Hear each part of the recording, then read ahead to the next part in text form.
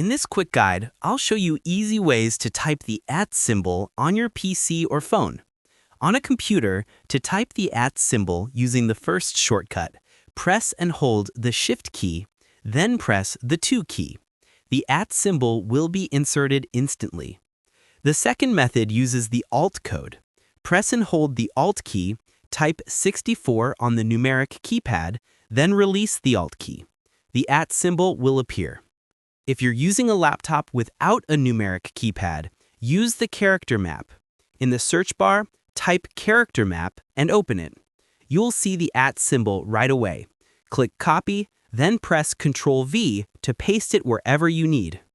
On iPhone or Android, open your keyboard, tap the 123 key, then tap the exclamation point, question mark, hashtag key. You'll find the @ symbol there. Or tap the symbols button again, depending on your keyboard layout.